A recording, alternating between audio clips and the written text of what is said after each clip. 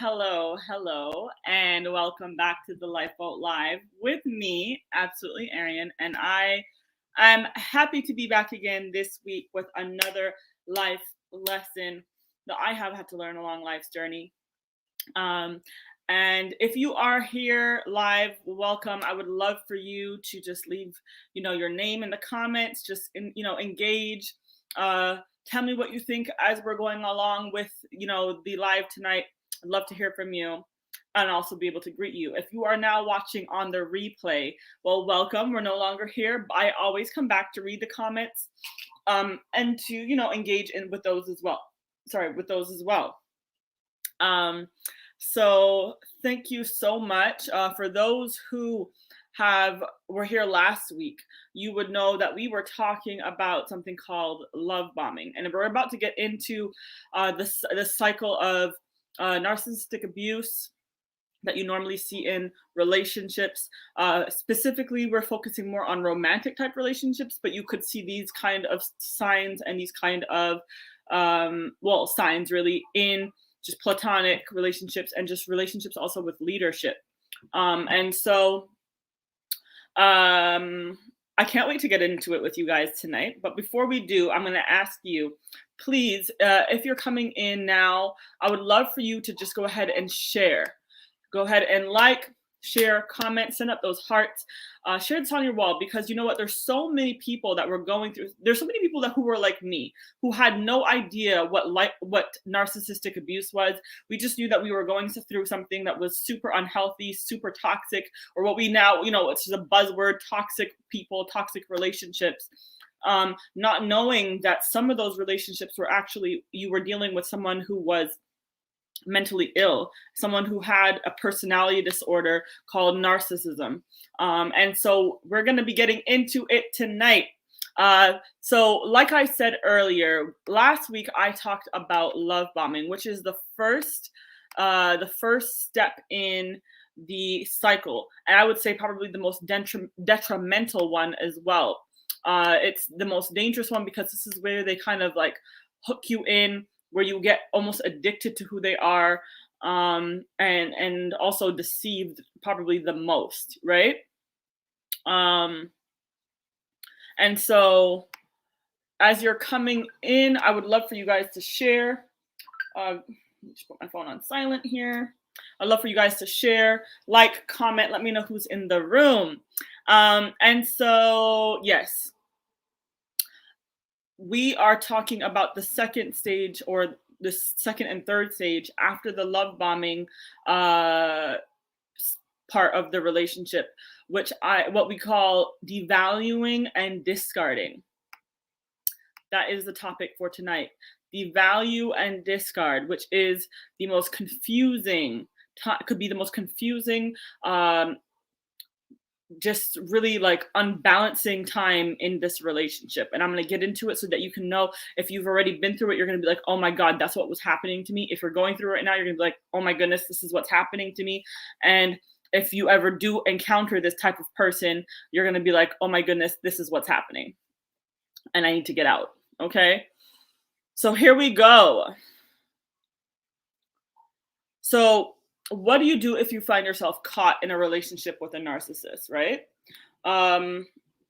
So like last week I said, there were different stages to the cycle. So there is the phases are what you call idealization, right? Which is what I call the love bombing phase. This is where they are like the prince or princess charming. They are the most perfect people. They're like everything you thought they would be. They're your ideal person, right? That's what we talked about last week. If you missed it, you can always catch it on my YouTube channel. Go back on my Facebook page to last week's episode and you will be able to watch it there. But now today we're talking about the devaluation, discard, and then of course I'm going to get into it a little bit today, which is called hoovering, which would be the last kind of like step to this cycle, right? So just to give you a brief little summary of the love bombing that we talked about last week, which is just when you first meet someone and things are moving at a super fast pace and they seem to be doing all the right things. They are, giving you all the time, all the attention, really just showering you with attention, with gifts, with affection, future faking you, just telling you how they want you, how they see a future with you, how you are, there forever, that you are the most perfect person for them. They've never met anyone just like you.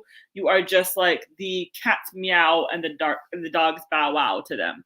And all of this is happening. And what is the most alarming about it is the time, right? So of course these things happen in a normal relationship as well, but the difference with this, or what makes it like really alarming, is that what I just described happens within like 2 weeks of knowing them to like a month, right? Where this is this phase where you should be getting to know someone, but like everything is just like fast, right? And you're just getting like really big, lavish gifts, which is like something that normally you would get maybe like a few years or a year into a relationship, but they're like kind of bombarding you with these things to kind of keep you off balance, off kilter.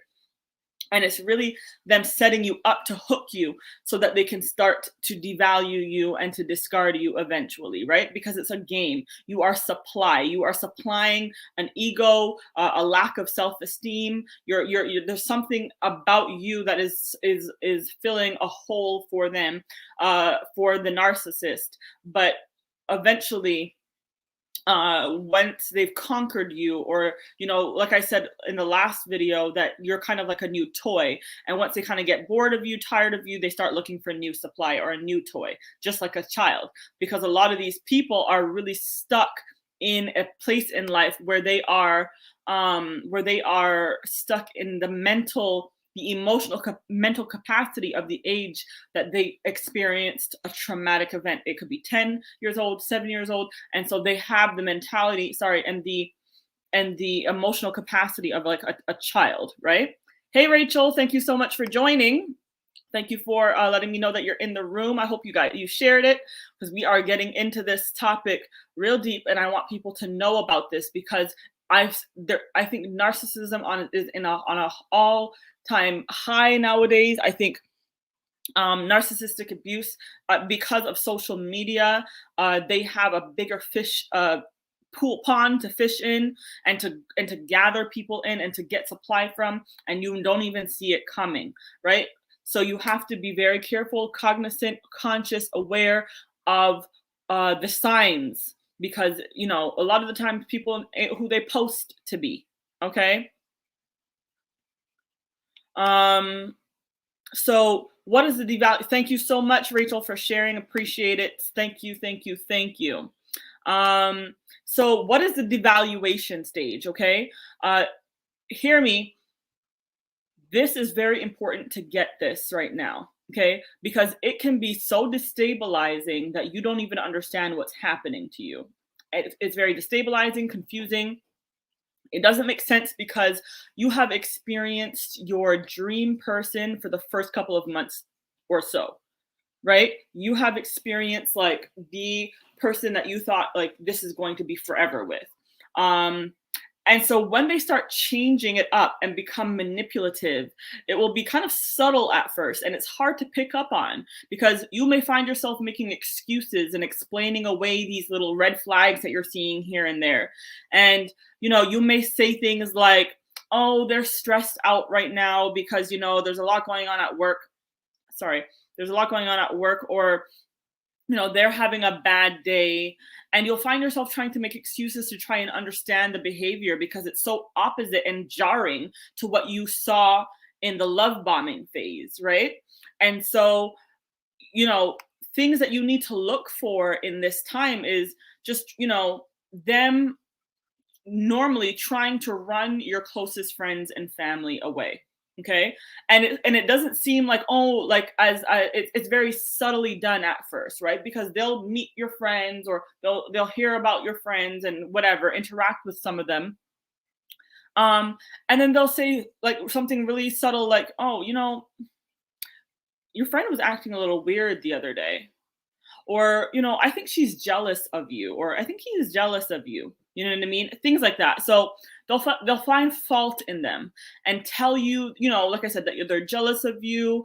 Find ways to pit you against your support system. And the meaning and the reason for this is to isolate you from those that are closest to you. This is always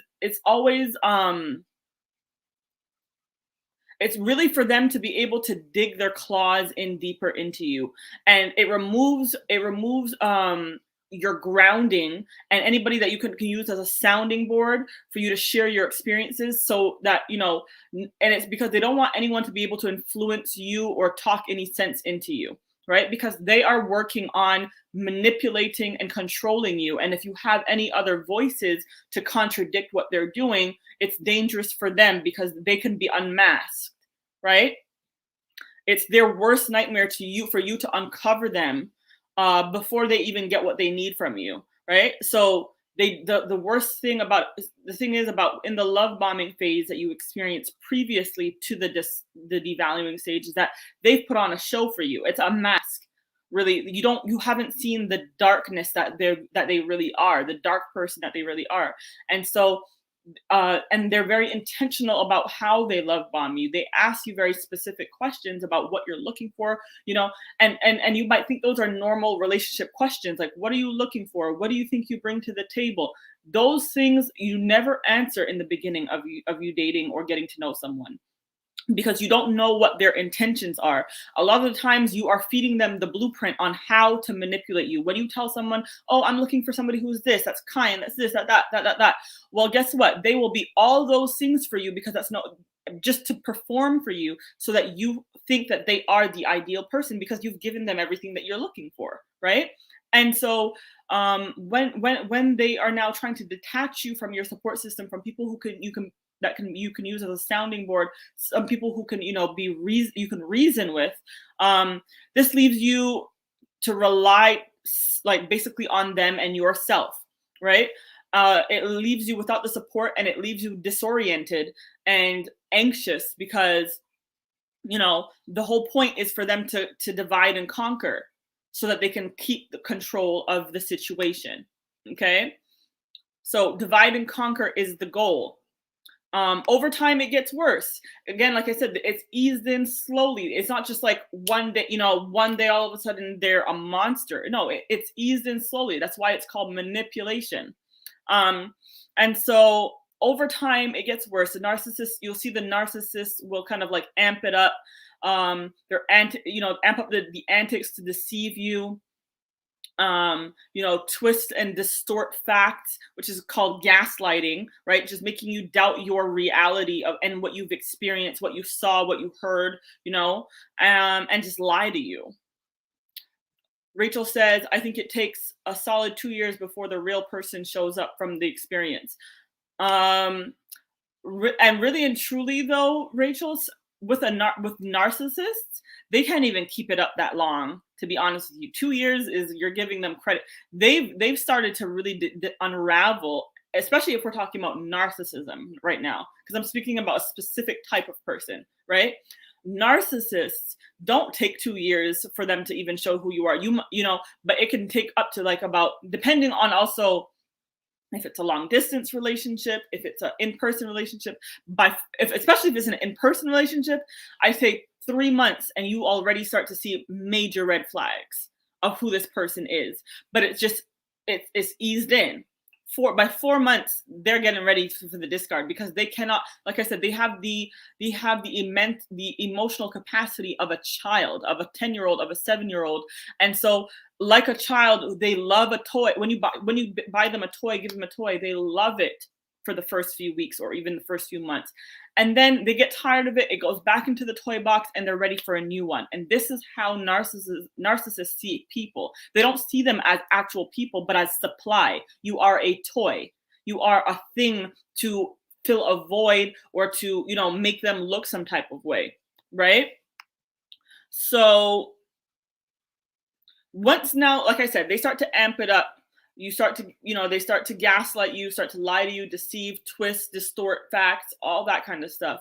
But They may even become eventually very verbally abusive and insult and start to insult you, but like very subtly, just low key dissing you, right? They start to maybe even and it could be something as subtle as like um, you know, talking about maybe your intelligence, right? Or kind of making little like passive aggressive jokes about how you look, how you speak, things that you might be insecure about, because now they're trying to dismantle you slowly, right? They might start to blame you for things that you didn't do, blame you, shame you. You might find that they have, they might threaten you if you decide to leave them, guilt trip you and the guilt trip is really because of everything that they've done for you in the love bombing phase, where they've like given you all these gifts and all these things. It's to set you up that you feel like you owe them something later on, right? They're not giving you and showering you with love and affection just because they have nothing better to do. It's a tactic. It's a manipulation tactic that they can kind of throw back in your face afterwards and be like, look at all the things I did for you and you're so ungrateful, and make you feel guilt and in other words, guilt trip you. And then what you'll find is that they start withholding things from you that they were giving to you, especially in the love bomb phase, just love, time, affection, all the things that you were like enjoying, all of a sudden they show no interest in giving you anymore, right? So all the things basically that you loved about them, they begin to withhold from you and blame you for it, right? It's your fault because you have, if you even question anything they do, they will start to pull back because it's to punish you and it's to let you know who's in charge and to regain control, right? And all this will happen, and they will still expect for you to be everything to them in the relationship, wise. Like you cannot, if you were to do what they did to you, it would be game over, right?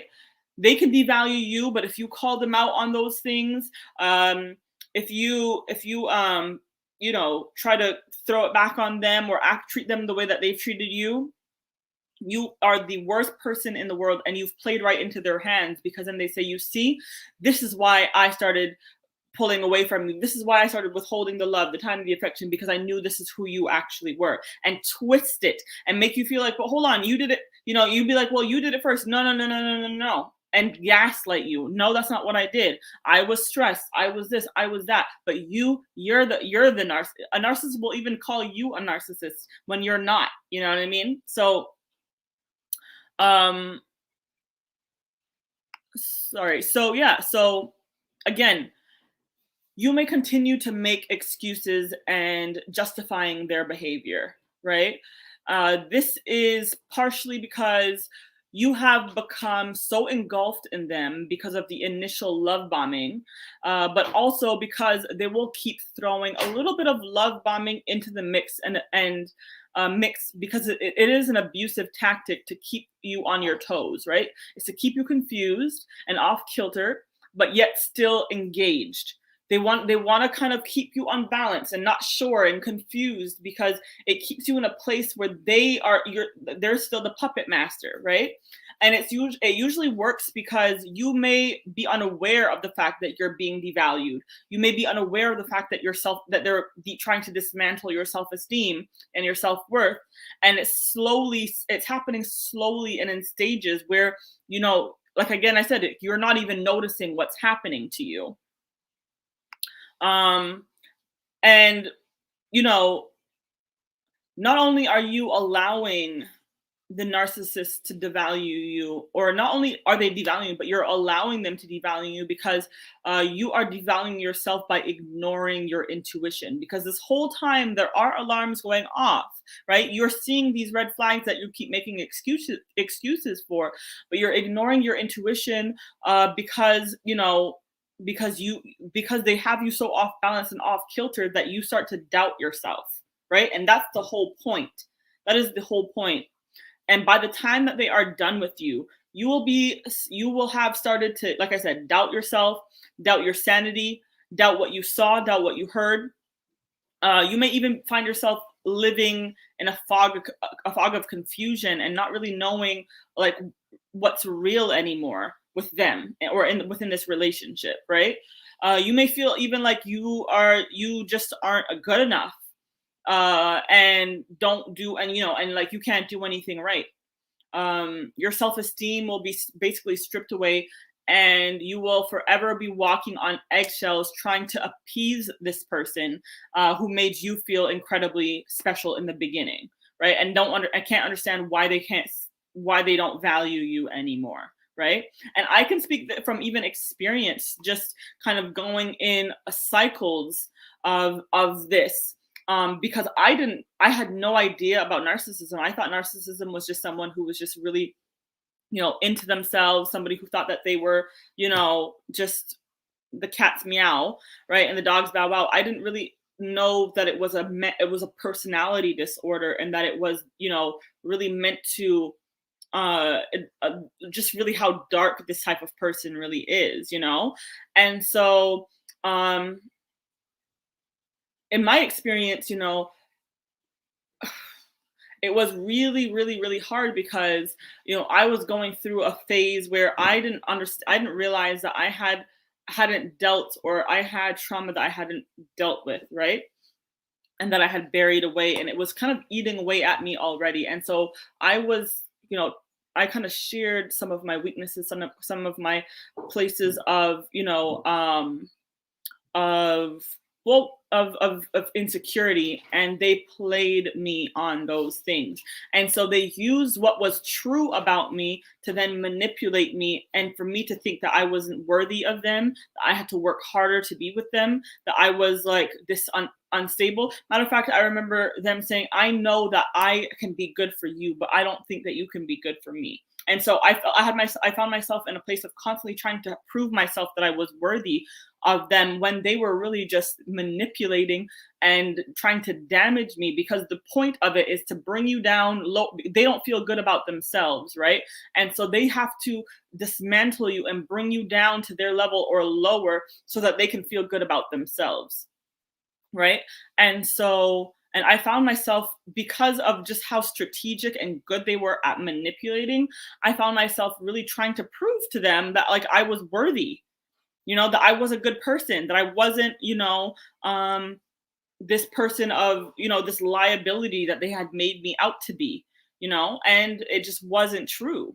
But because I had gone through that love bombing stage where like everything was so perfect, he was like my dream person, to the point that like when I got to the place of the devaluing stage, I was so confused, because I thought, well, what did I do wrong? Why are they so upset with me all the time? What have I done to, to mess up this perfect Prince Charming that I thought I had, when it wasn't true? I didn't understand what I was dealing with. And this is why this is so important for you guys to share, hit share, tag some of your friends in this comment, because there's so many people who have no clue that what they're even up against at this point. You know what I mean? They have no idea that they're dealing with a full-blown, sometimes even a malignant narcissist or a covert narcissist, right? So yeah, it's just important. It's really important to get this information out there. So after they've devalued you, they've dismantled your self-esteem, they've really got you almost running to prove yourself to them, like that you're worthy. Here comes the discard, especially if you have started to call them out on some of their crap, right? What you have to understand about the narcissist, you remember I made that example of the toy box? Well, the toy box is full of toys, right? But in the case of what we're talking about, the narcissist toy box are their exes or supply, or people that they have been kind of working on and kind of grooming to become the next main supply, right? Because they always, first of all, they are the most unfaithful. You will never find a faithful narcissist, right? They always have many. You are not the only one. You may be the main one, but you're not the only one. Okay. So at the beginning of the relationship, like I said, it may have been like this prestige of you would wonder, like, what, because first of all, like I said, they're always looking for the next best thing, right? They're always looking for your replacement just in case you start to act up. And so, at the beginning of your relationship, you're wondering, well, what did they see me? Why did they target me? What is it about me? It's not about you. It's always about them. Okay? It's always about them. It may have been just the prestige of dating you because of who you are, who you're affiliated with. If you come from a very influential family, or you come from money, or just whatever it may be, or it could even be just the way you look, right? You could be, if they find you super attractive and it makes them look good, then they will definitely that is the reason for you being targeted, really, right? And so let's see. So somebody, I think this is Adam, says, why is it so hard to break a trauma bond? It's been 5 months since she discarded me and I miss her terribly. Yeah, Adam. I hear that. I hear exactly what you're saying, and it is hard. It is so hard because of the emotional damage and the psychological game that they've played with you. It's just so hard to even just get your bearings again because they've purposely destabilized you and kept you off kilter, right? And so I understand what you're saying, and I'm going to get into it a little bit and why and how to kind of break away from this and why it's so important to kind of get your wits about you and to get back to yourself as soon as you can, right? So what, once they've kind of chased you, got after you for their own, because they have their own agenda, once they kind of got you on the hook and they know that they've got you, that's when the discard starts to happen, right? This is when they start to kind of get rid of or try to get rid of you, because they've sucked you dry. You're no longer providing the supply they need, or if you have ever just undermined them, questioned them, the narcissist sense of like false self in any way, like if you ever tried to unmask them, they or calling them out on their crap and seeing under their mask, this is when they discard you. All right. This is when they're just like, ooh, this is getting dangerous because I can never let anybody, they can never have advantage on you. You can never have advantage on them. They can never be the one to be discarded. They always have to be the one to discard. They always have to have the upper hand. Right. And so they have normally started working on your replacement already while they're still with you. Right. Alicia says that they are also attracted to very empathetic people. 1000%. They're also attracted to people who are very empathetic and people who have issues with boundaries or enforcing boundaries, right? Because you're so empathetic, you're so kind that you want to give people the benefit of the doubt. You see the best in people and you want to continue, and they take advantage of people like that, right? Adam says, if she's still spying on me, is she still spying on me? Although she's giving me the silent treatment, blocked me, and changed her number. I was told the more I contact her, the more I'm giving her supply. Is this true? 1000%, Adam. It is important and imperative for you to block her, to go no contact, because, and I'm gonna get into it in a minute. Why it's so important to cut off their supply, because any kind of attention, anything you give them is giving them supply, right? It's giving them a sense of validation and of championship, right? Kathy says they like the chase. They absolutely do. Hey, Ariane, what causes people to become this way? It's usually early childhood trauma.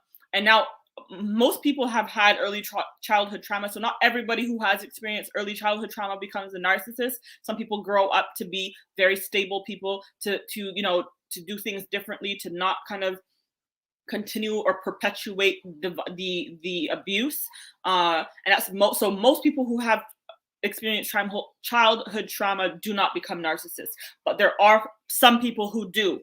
who get stuck in the emotional state that they were abused at and cannot grow past that stage, right? And so it's a personality disorder, and it's on the borderline of even being sociopathic, right? Yes, childhood abuse can cause it. Absolutely. Okay. So, like I was saying, the they have normally started working on their replacement already when they started to discard you. Okay, they're always looking for new supply to keep the void and the ego of their own lack of self-esteem going. So if you do manage to get out before this phase, it's kind of a double-edged sword, right? Leaving the narcissist or choosing to leave the narcissist can be dangerous. And so I always tell people, if you're getting ready to leave the narcissist, it's very important to go no contact. Because you may have freed yourself from the everyday abuse, but you will likely incite their wrath, and they may just end up becoming, you might end up becoming a target that they want to destroy at all costs, right? And they may become even obsessed with destroying you because you left them. You'll become their enemy. And the earlier you can kind of very carefully back away from the narcissist in your life is the better. And in order to do this, you should never call them out on their crap. Adam, this is for everyone who's on here. Never, ever, ever, ever call out a narcissist. Don't do it. The safest way out is to go no contact, no confrontation, no contact. Just block on social media, block phone numbers, block email, block every way of communication that they can get in contact with you, right? Cutting off the supply completely. And they're going to do things to provoke you, to get a reaction from you, post things on their social media, they're gonna try to send you all kinds of stuff. They'll go live and talk about you, all kinds of stuff. Do not respond. Do not give in. Just let them dry up on not having any supply from you, because just the emotion gives them a supply, right? The last thing you want to do is tell them off or express just how much that they've hurt you, right? This is a trophy to a narcissist. For them, it's a win. To them, this means that they've managed to make you care about them so much that it validates them and makes them feel special. And I know that what I'm about to say is really, really, really dark, but with narcissistic abuse, it's to the point that some people are abused so bad and dismantled to a point where they want to commit suicide. And you know what that does for the narcissist? And this is really, really sad and dark, but a normal person would feel empathy. Narcissists don't feel empathy. They don't know what that is. They're incapable of admitting to any kind of wrong and feeling any kind of empathy or sadness for anyone. And so even to the point that if someone committed suicide because of them, it's like, for them, it's like, they love me so much that they couldn't even live without me. Do you see how dark that is and sinister and demonic? It's not you're not dealing with a normal person who has feelings and is going to feel bad for what they've done. They never feel bad for what they've done. If they do, it's for a very short moment, and then they turn around and flip it on the fact that it's your fault because you made them act that way. It's never going to be their fault.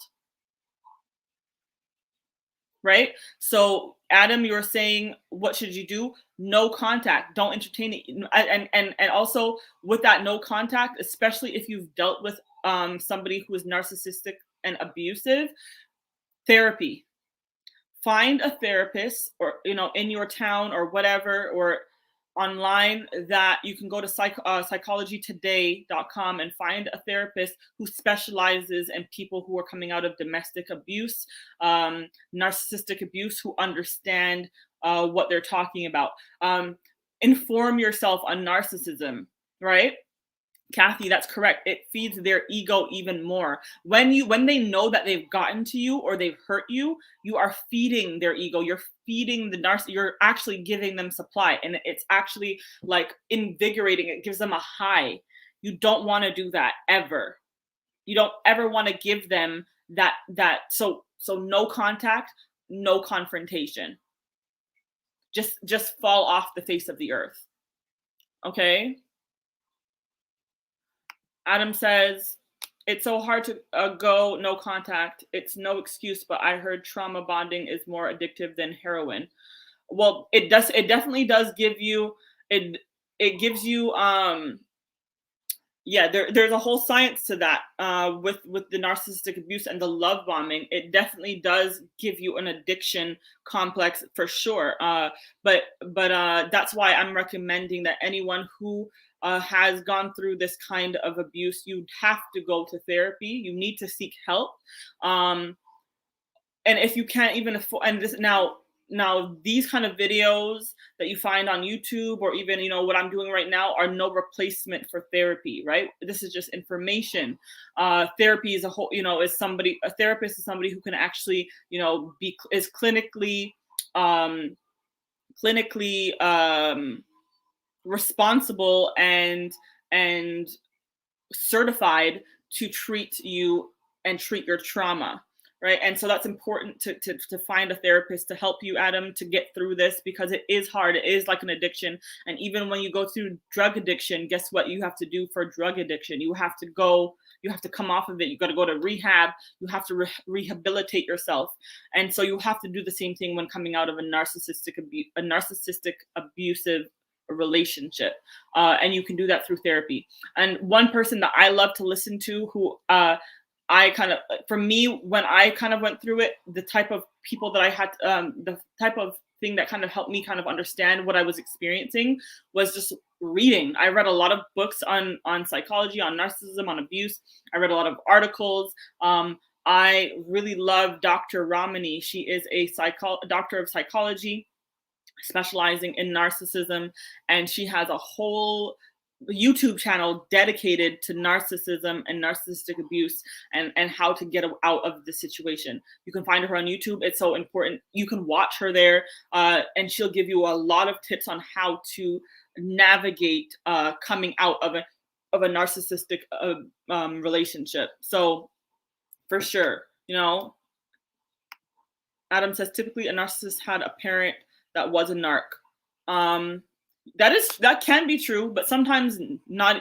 Sometimes their parents weren't a narcissist. Sometimes their parents just were neglectful in a lot of ways, or, you know, just abusive in the sense that they, you know, valued their child more for how they looked, for their accomplishments, over like who they actually were, and that kind of distorted their self-worth and their value, and so they have now grown into be people who are constantly looking for that kind of validation, in very superficial ways, right? And so I've kind of gone through here the stages of devaluing and discarding, and why it's important to keep your wits about you and to go no confrontation and no contact when you're in this phase. It's so important, right? And the reason why is because the last stage, I wasn't really going to go into too much detail about, but there is the last stage, which is called the hoovering, right? Where the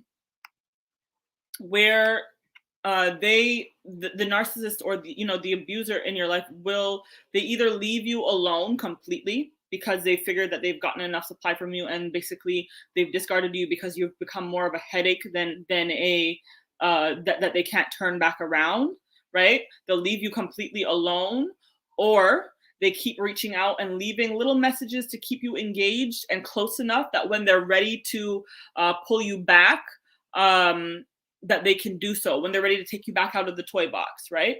And this can look like, so at first when they discard you, you might not hear from them for months. You might not hear from them for weeks. You might not hear from them for months. You might not hear from them for a long time, right?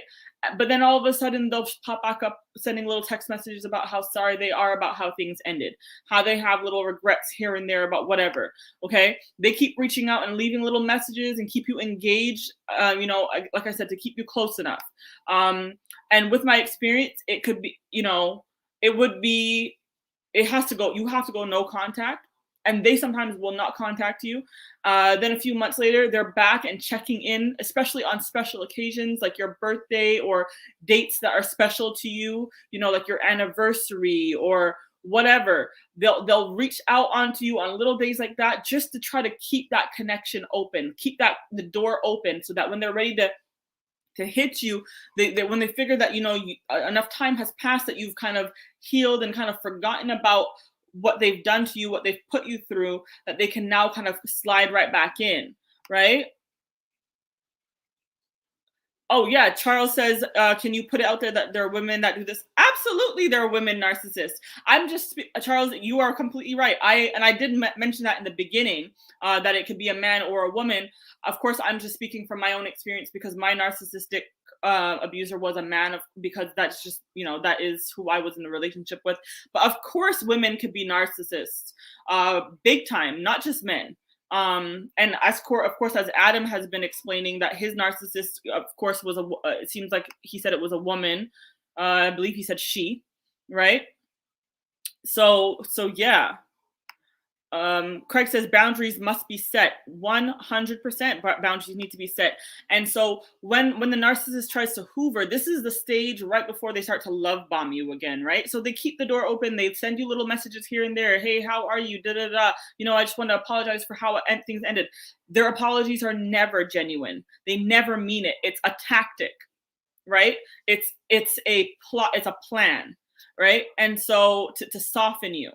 And so, yeah, you have to be very, very careful, because when they start to leave these little hoovering, they're just kind of waiting for the right time to strike. And then all of a sudden, it's the I love yous, the sending the gifts again. It's the affirmations, the work, the affection, reminding you of the good times, so that you kind of start to remember all the good that you went through with them, the love bombing, right? And they do that again, only to bring you right back to the devaluing, the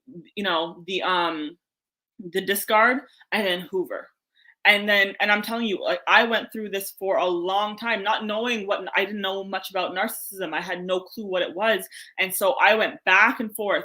And I feel like in the span of time that we were together, it was crazy, because I think we were off more than we were on, right? And so it would be, 3 months of getting along so well, or a couple of months of getting along so well, then devaluing, discard, won't speak to me for 3 months, right? Then all of a sudden I'll get a text out of the blue about how much I miss you, and I hate the way things ended, and blah blah blah, and pull you back in with the gifts and the love bombing and the affection and the words of affirmation, and then again devalue you, tell you how trash you are. Oh, you've not changed, you're still as bad as you were, da, da, da.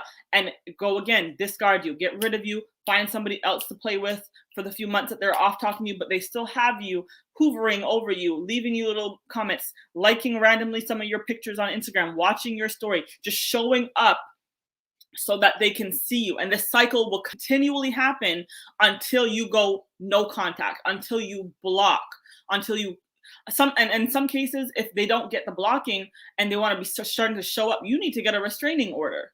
You need to go to the courts and get a restraining order on this person, so they can no longer contact you. These situations can get very dicey and very dangerous. Narcissism is a very, very, very, they're very, very dangerous, dark, demonic people, right? Charles says, thank you. I got pulled into an emotionally and verbally abusive relationship. Yeah, that's normally what they look like. When they love bomb at the beginning, do they always intend to play with you? Is it all fake? Adam, I would say 90% of the time it is. And sometimes it's really like sometimes they think that they are, writing their love story, their love narrative. Sometimes they're just so unaware of who they are that they don't even know. But most of the time, they know exactly what they're doing. Yeah, but I would say yes, they know what they're doing. Charles says she possessed all these characteristics. Yeah, it could be possible that you dealt with a narcissist, Charles. Kathy Nelson says, watch for cycles. Absolutely. First of all, why I told you that it keeps you so off kilter and not so off balance is because the love bombing phase is just so good. It's like a fairy tale. It's almost too good to be true. And anything that seems too good to be true normally is too good to be true. Can I be honest with you? If it seems too good to be true, red flags. Okay. If you missed last week's episode on love bombing, you will understand everything that I'm saying now, and it all lines up and makes sense. Go back on my YouTube channel, the Lifeboat with Absolutely Arian, watch love bombing. That was last week's episode, and it'll roll into this week's episode as well, right? It is an emotional roller coaster that they keep you on. You're right, Charles. They keep you going and going and going and going, and it's for you to really decide when you're going to get off this roller coaster. It's for you to decide, and by the time that you've done with this carnival of a freak show that you've been a part of, you don't even realize how your self-esteem is in the garbage, how your self-worth is in the garbage. This is not the time to be. This is the time now where you need to get into therapy, get into healing, get into praying, get back into, if you are a Christian or a spiritual person, get back to praying, get back to seeking God, finding yourself in his word, because they've destroyed your self-worth, your value so much that you no longer even have you don't even trust your own voice. You don't even trust your own intuition because of the amount of gaslighting and word manipulation that they've done to you, right? Yeah, you have to get back to to who you are, and it can be difficult. It can be difficult because they've played a mind game with you that you don't even, and don't think that you're dealing with a little dinky person. This is somebody who's strategic and experienced. They've done this. You're not the first, and you're not going to be the last person that they do this to. And so a lot of the times when they've discarded you, they try to act like they've moved on to something, they've upgraded you, and they've moved on to something bigger and better. And that's what they want you to believe, because it's again to stick it to you, right? And so, they'll even sometimes do something what we call triangulation, where they'll try to pit people against you, especially people who they feel like know you, or people from in their circle, and try to make you a common enemy, right? So they'll lie to them, tell them things that you apparently said about them that you've never said, that you don't even know what they're talking about, but they're trying to pit other people against you so that you can. It's really to devalue and to make whatever you say have less worth, right? So that people doubt your story, that people believe that you're a liar when it's really that they're liars and they're manipulators.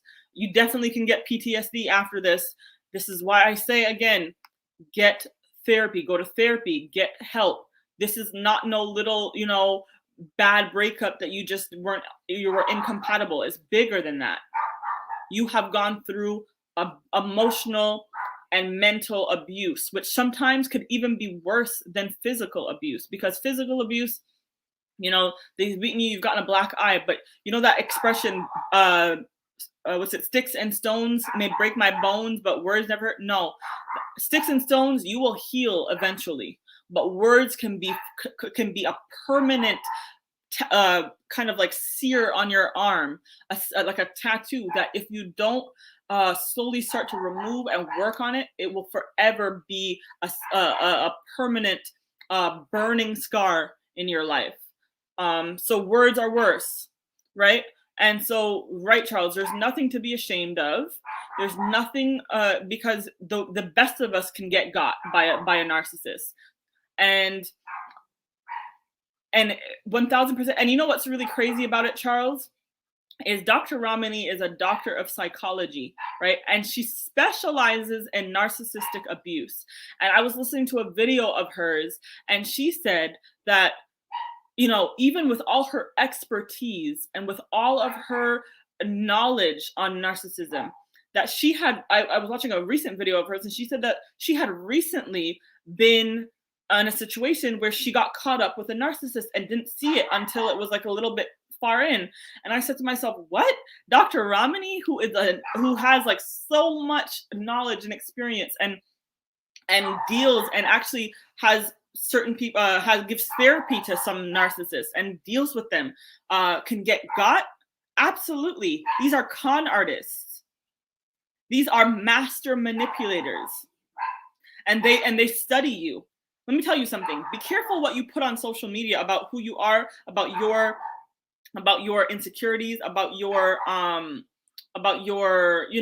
your weak spots. Be careful, because these people, before they come to you, they study you. They study who you are, what you like. They kind of they're very good at kind of discerning who you are as a person, and using that to capture you, and to use that also to weaponize against you, right?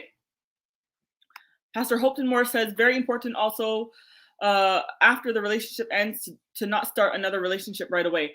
Oh, that is very good point, Pastor Morris. Very good point. Because yes, you need to heal. Let me tell you, because if you even butt up on the right person, that relationship will go to crap. Because there's so much damage that you don't even realize has been done, that you will damage. You could even end up damaging another person because of what you've experienced. Right? It's a very, very scary and very dark, demonic experience when you deal with a narcissist. Right? Adam says, Arian, you know so much too. Yep, I know so much, not because of book knowledge. It's because I've experienced this, and I've experienced narcissism not only in romantic relationships, but with platonic relationships. I've seen this type of person, and even going through it, thinking that, oh, next time I won't get got. And I got, but the difference is that every time that it's happened, I've recovered faster. I've seen the signs a lot faster, and I've been able to get out a lot faster, and I know what to do.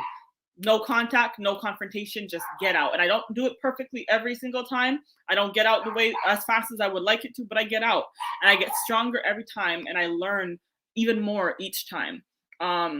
So let me tell you something. Your first experience with a narcissist may not be your last. Right? Your first experience with a narcissist may not be your last. Yes, Kathy, narcissists are usually very charismatic, very charming people. That is how they drag you in, right? So yeah. But like I said, your first experience may not be your last, but make sure that you don't blame yourself for falling for it again. Don't blame yourself, because you are a good, empathetic person who cares about people. And so they prey on people who have empathy, who are compassionate people, who want to see the best in people. They prey on good people, right? Narcissists are not going to prey on other narcissists, because it's like a player trying to play a player, right? It's they already know the game, and so it's just tit for tat constantly. They're going to prey on people who are good-hearted people, right? And so you have to know that you can't blame yourself for falling into the trap again. What you need to do is take the lessons and learn from them, right? Be more aware, be more conscious when you go into relationships for the next time. Don't give people the blueprint of who you are. When they ask you about your insecurities very early on, you don't tell people that, especially when you don't know what their intentions are. When people ask you questions like, what do you bring to the table, or what are you looking for in a man, or what are you looking for in a woman? You don't ever answer those questions early on in the relationship. You don't give them the blueprint on how to play you and how to pretend to be the best person to you. You don't ever do that, right?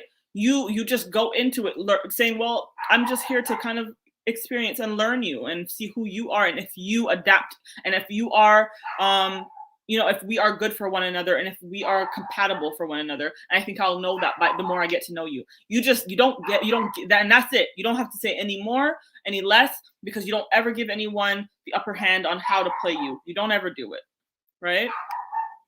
Adam says, I tried to reach out to my narc best friend to tell them what she did. It backfired, and she ended up telling her and being the fly monkey. Right? Yeah.